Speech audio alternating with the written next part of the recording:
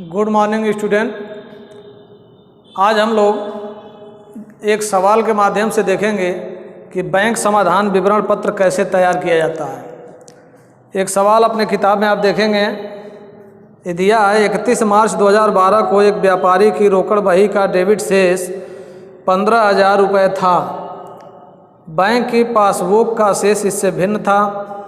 दोनों पुस्तकों का मिलान करने पर निम्नलिखित अंतर पाए गए।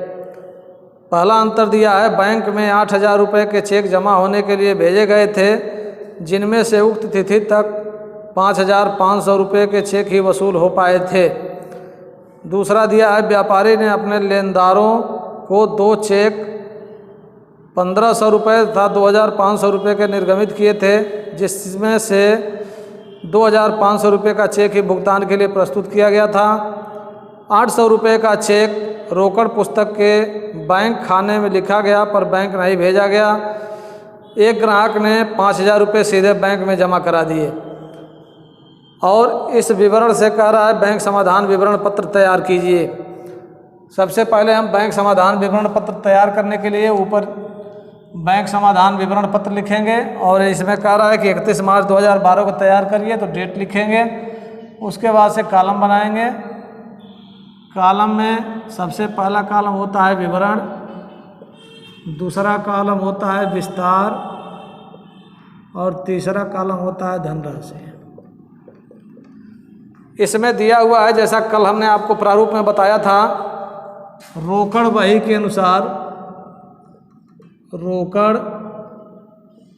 बही के अनुसार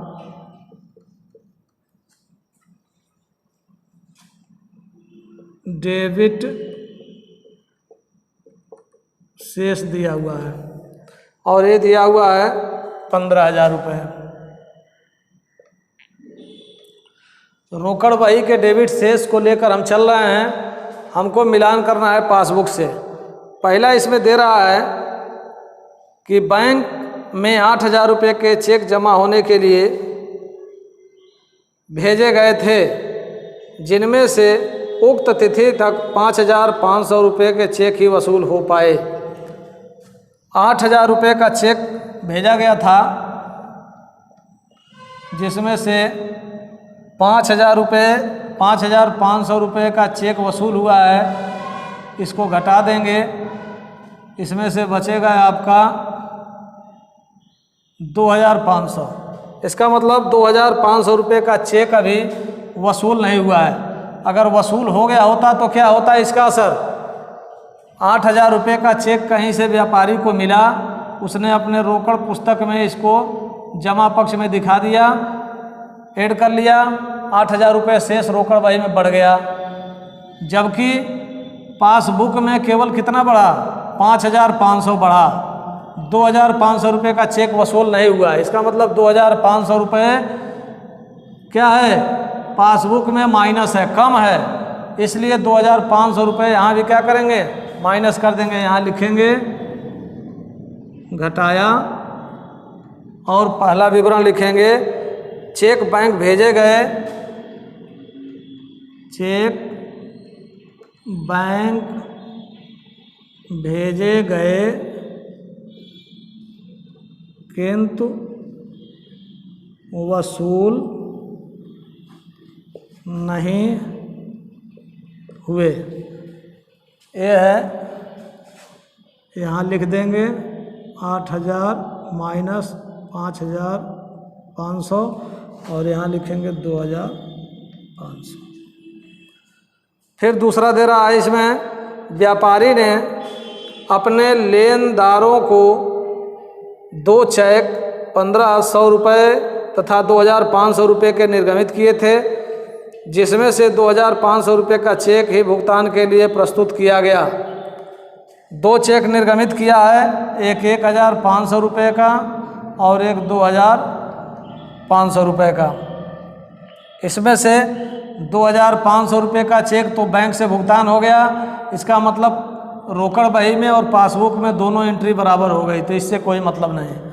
एक चेक रह गया जो रोकड़ बही में तो माइनस हो गया है, रोकड़ बही में माइनस हो गया है 1,500 रुपये लेकिन पासबुक में नहीं हुआ क्योंकि ये भुगतान के लिए प्रस्तुत ही नहीं हुआ।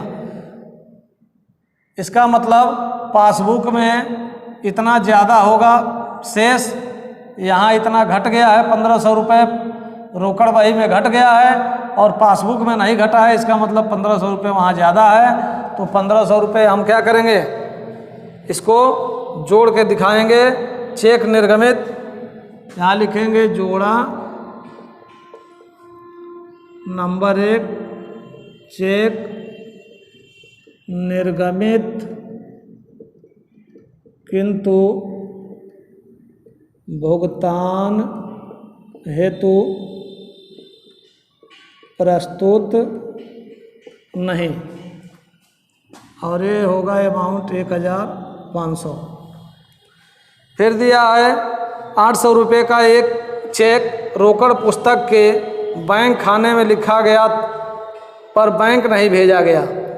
यहाँ तो लिख दिया गया तो यहाँ शेष कितना बढ़ गया, 800 रुपये का चेक है तो 800 रुपये प्लस हो गया रोकड़ बही का शेष, लेकिन बैंक भेजा नहीं गया तो पासबुक में शेष क्या हुआ, 800 रुपया बढ़ा नहीं बल्कि 800 रुपये कम है। 800 रुपये कम है तो इसको हम 800 रुपये क्या करेंगे, यहाँ भी कर देंगे कम। यहाँ नंबर 2 लिखेंगे, चेक का लेखा, चेक का लेखा रोकड़ पुस्तक में हो गया किंतु बैंक नहीं भेजा गया, और इसका अमाउंट है 800 रुपये। और लास्ट इसमें है, एक ग्राहक ने 5000 रुपये सीधे बैंक खाते में जमा करा दिए। कोई ग्राहक अगर बैंक में 5000 रुपये हमारे खाते में सीधे जमा कर दे तो हमारा शेष 5000 रुपये क्या होगा, बैंक में बढ़ जाएगा। जबकि इसकी सूचना हमको व्यापारी को नहीं है, तो व्यापारी का जो लेखा है रोकड़ बही में वो अपने लेखा में उसका एंट्री नहीं किया है, इसलिए यहाँ पर उतना शेष कम है।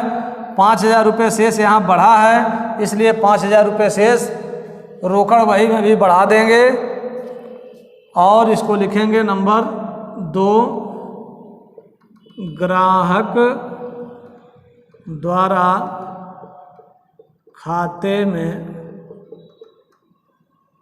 सीधे जमा रकम, ये हो गया 5000। अब सारी एंट्री हमारी हो गई। अब इसको हम लोग जोड़ेंगे तो इसको जोड़ेंगे आप 5000 और 1500, 6500 रुपये हो गया। अब इन दोनों का योग करेंगे, 0 0 5 6 5 11 का 1 हासिल 1 1 1 2 21,500, और इसको घटाएंगे तो 0 0 5 और 8 13 का 3 हासिल 1 1 और 2 3, 3300 घटा देंगे इसमें से तो हमारा शेष आ जाएगा 0 0 3 में से 5 में से 3 गया 2, और यहाँ 1 है, इधर से 1 हम हासिल लेंगे, 11 11 में से 3 गया 8 और 1, 18,200 रुपये ये आपका हो जाएगा पासबुक के अनुसार शेष, और यही आपका आंसर होगा। इस तरह से बैंक समाधान विवरण पत्र का अगर कोई सवाल दिया हुआ है तो आप उसको यह देखते हुए हल करेंगे कि उसका इफेक्ट जिसके आधार पर बनाया जा रहा है उसके विपरीत पक्ष में क्या पड़ रहा है। अगर हम आधार मानकर चल रहे हैं रोकड़ बही का अगर आधार मान के चल रहे हैं तो हमको देखना है कि पासबुक में असर क्या हो रहा है किसी भी लेन देन का। अगर पासबुक में शेष बढ़ रहा है तो यहाँ भी शेष बढ़ा देंगे, जोड़ देंगे। अगर पासबुक में शेष कम हो रहा है तो यहाँ भी शेष घटा देंगे। सिंपल फार्मूला है, अगर आप यूज करेंगे इसको तो किसी भी सवाल में आपको कोई भी किसी प्रकार की परेशानी नहीं आएगी। अगर कोई परेशानी आती है तो आप निधड़क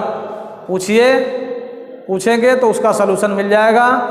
बाकी अगली कक्षा में हम लोग पढ़ेंगे। आज इतना ही। Thank you.